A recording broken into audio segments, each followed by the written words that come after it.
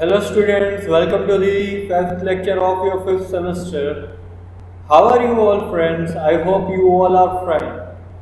So in last lecture we have seen resistive position transducer, resistive pressure transducer, inductive pressure transducer and capacitive pressure transducer. Today in this lecture we are going to learn about different type of transducers which are based on self-generating induced transducers. There are mainly three types which we are going to study today, and those are tachometer, magnetic flow meter and LVDT. LVDT is the most important part of your university examination, so be careful when I am teaching LVDT.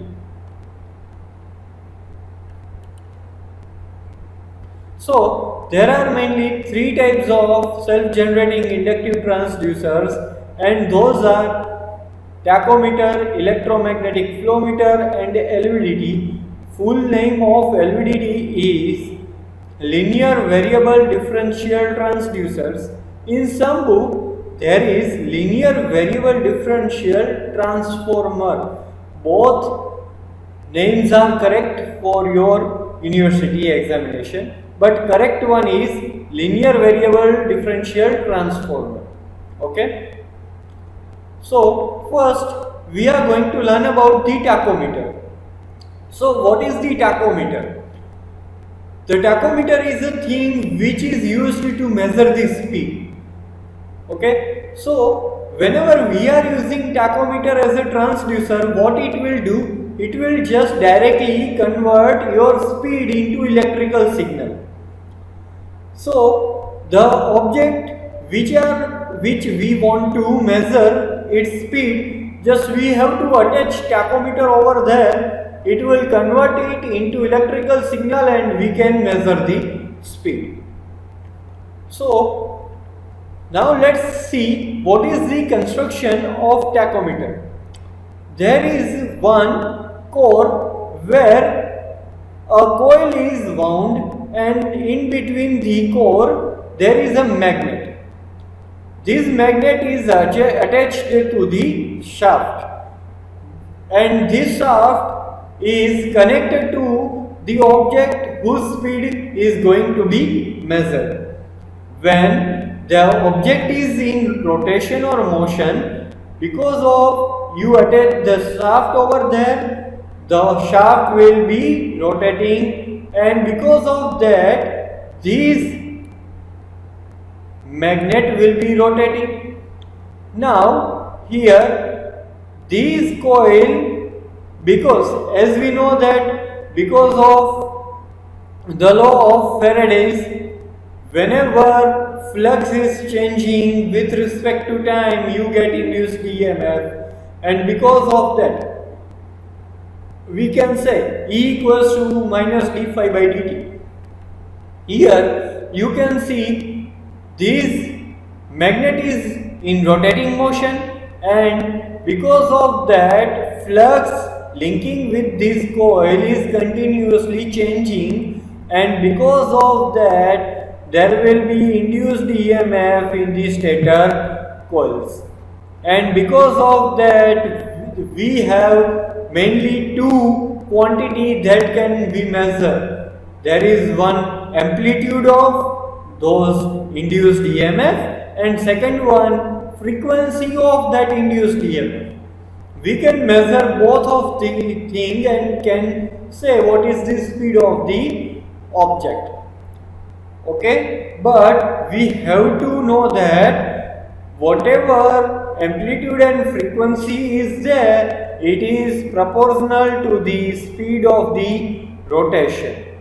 Okay, and so suppose we are going to measure the voltage, so we have to connect the voltmeter over here, and voltmeter is calibrated in such a way that whatever pointer is denoting here, it is denoting speed directly. Clear? Now second one is electromagnetic flow meter. Okay, electromagnetic flow meter is a transducer that measures the fluid flow by the voltage induced across the liquid by its flow through the magnetic field. Now, to understand the first sentence, we should understand this figure first. Here it is the hollow conductor over here. This is the hollow conductor. This one is the magnet. This one is the magnet. It is N part. This is S part. Now here N and here S, because of both magnet are put like this, there is in between magnetic field. Now between these magnets there is a conductor, hollow conductor, and from that conductor a fluid is passing through that. Now how it works?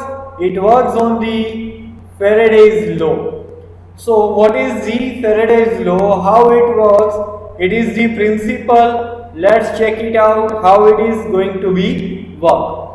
When a conductive medium passes through the magnetic field B, now here whatever liquid you are going to use, that should be conductive. If it is not conductive fluid or liquid, then you cannot measure the flow of that liquid.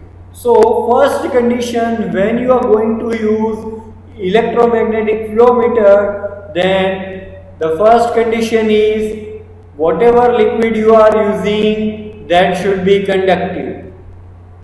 Next, passes through the magnetic field B, a voltage E is generated which is proportional to the velocity V of medium, the density of magnetic field and length of the conductor.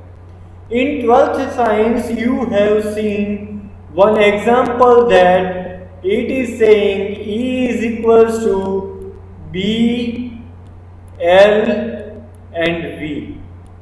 Yes, you remember this equation? From this equation only we are going to measure the flow by using these induced EMF.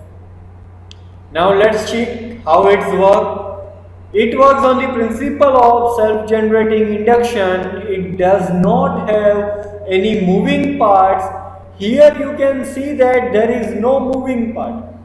These magnets are stationary. It is not moving. This hollow conductor is over there only. It is not moving at all. The moving thing is only the liquid passing through that hollow conductor. Now, ideal for the measurement of flow, the wastewater or any liquid which is conductive in nature. We can only use wastewater or liquids which is conductive. We cannot use any non-conductive liquid over here. So, if you want to measure the flow of distilled water or hydrocarbons, then you cannot measure because those are non-conductive liquids. So, according to the principle of Faraday, I told you that induced EMF is BLV, where B is the magnetic field between these magnets, L is the length of the conductor, or you can say distance between two magnets, or V is the velocity of the liquid which is flowing through that conductor. So in this case, the length of the conductor is the diameter of the conductor. So instead of L, we are going to use D, which is the diameter of the conductor. So from that equation you can say E equals to BdV, where D equals to internal diameter of the tube. From this equation we can get the output voltage, output induced voltage, which is proportional to the velocity of the flow, because here this D diameter of the tube and magnetic field of the between the magnets is constant, because this is not going to be changed. So the changing thing is only velocity of the flow. So we can say that the induced EMF is proportional to the velocity of the flow. Here, whatever I have told, it is in the equation form. So we can say by connecting voltmeter over here, we can measure the voltage, and if we just calibrate our voltmeter, then we can directly measure the flow in terms of voltage. So here it is the animation part. This one is you can see these are the magnets, and these particles are of the flow of fluid, and whenever fluid is passing, here you can say voltage is induced. When fluid is not passing, you can say there is zero voltage. So let's check the advantages of electromagnetic flow meter. So this meter is bidirectional meter. It means that you can make flow from this end to this end, or even from this end to this end, and by making flow from any of end, you can measure the flow in terms of voltage. Obstruction of flow is almost nil. There is no obstruction because there is no in between moving parts. Disadvantages of electromagnetic flow meter. So we should apply these meter with and only with the conductive fluid. Sorry, you cannot measure flow of non-conductive fluid. The electrode must be kept clean, which can sometimes present a serious problem, as the case of sewage flow. If we are not making our electrode clean, then while measuring the flow of sewage, then it will be dirty and you cannot measure the flow correctly, because the induced voltage will not be correct one. The next topic is linear variable differential transducer, or you can say linear variable differential transformer. This question is the most important for your syllabus, and this is the most important question which is going to be asked in your final examination. So LVDT is the most widely used transducer, inductive transducers, which translate linear motion into electrical motion, and by using the differential transformer. So here you can see the construction of LVDT. There are mainly two secondary coils and one primary coil. Here it is the primary coil, and here two secondary coils, coil 1 and coil 2. From there, here you can see the actual construction like this. This is the core. This cylinder is a core. On this core, this one is the primary, which you have connected the AC source, and these two are the secondaries. And these are connected in which form? These are connected in differential forms. Okay. In between these, you can see this dotted cylindrical, or this dotted cylinder is what? It is the movable core which is attached to the motion or whatever linear motion object. Okay. So in construction, the basic construction I told you, there is one primary winding and there are two secondary windings. S1 and S2. Here we have to apply AC voltage to that primary, and voltage amplitude of AC source is 3 to 15 voltage, but frequency is too much high, and that is 50 Hertz to 20,000 Hertz. Now here whatever we are connecting the secondaries, both the secondaries have the same numbers of turns and placed identically on the both of the side of the primary. Now primary winding is connected to the AC source, I told you, and soft iron core is moving to the former, or the space between the turns. The displacement to be measured is applied to the arm. Whatever displacement we are going to measure, that should be connected to this arm, and because of that, this soft iron core can translate like this. Now this core should have high permeability, and this high permeability can be achieved by using nickel or iron, because nickel or iron are those elements which have high permeability. Now this is slotted longitudinally to reduce the eddy current losses. Now here we have to apply the frequency of 50 Hz to 20 kilohertz, and the voltage is 3 volt to 15 volt. Now here when this core is at null position, at that time induced EMF ES1 and induced EMF ES2 is the same, and both are in opposite phase.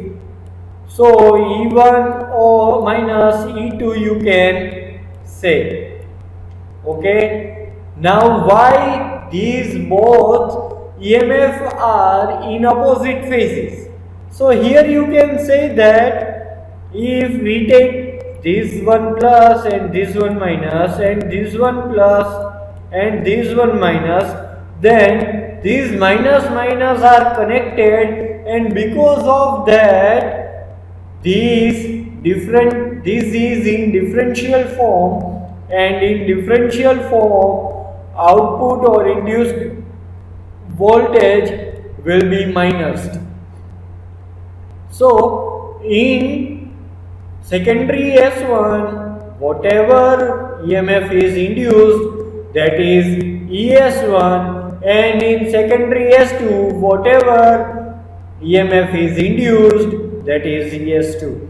At the null position ES1 equals to ES2, and because of that you can say that induced EMF is 0.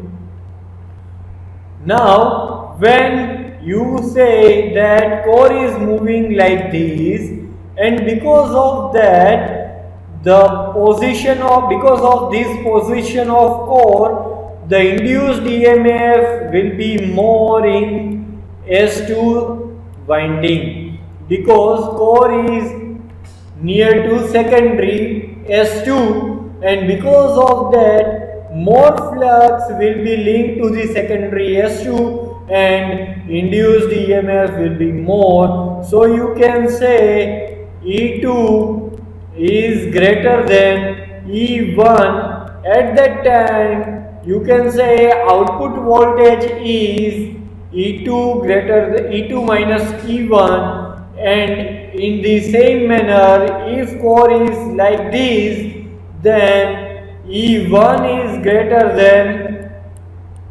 E2, and at that time you can say output voltage is ES1 minus ES2.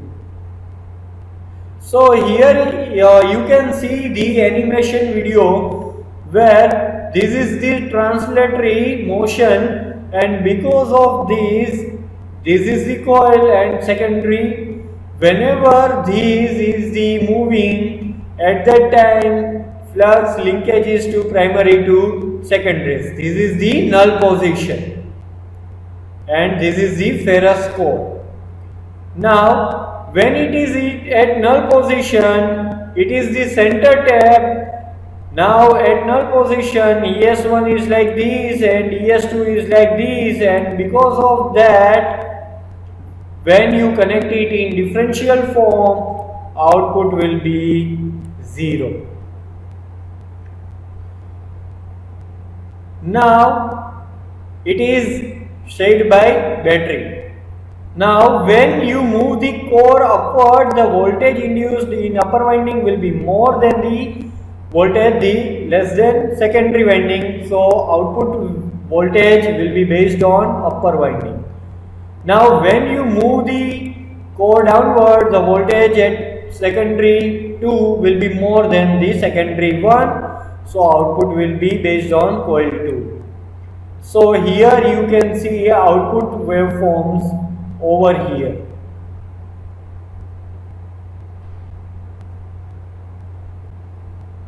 So let's check advantages of LVDT. So there are certain advantages. Linearity is good up to 5 mm of displacement. Output is high, therefore immediate amplification is not necessary. We don't need any type of amplifier to measure the output voltage. Output voltage is stepless and hence resolution is very good. Here output is in not step form, it is continuous waveform, so resolution is good. Its sensitivity is quite high. It does not load the measurand mechanically. It consumes low power and hysteresis loss is low. Disadvantages are it generates noise, sensitivity is lower at higher temperature. So here your lecture is over, but there we have learned one very much important topic, and that is LVDT. Construction working of LVDT is most important part of your topic. Okay, you have to learn you have to draw two figures when this question is asked. First this figure and second one this figure. You have to draw to these figures. Clear? Thank you friends. Thank you so much.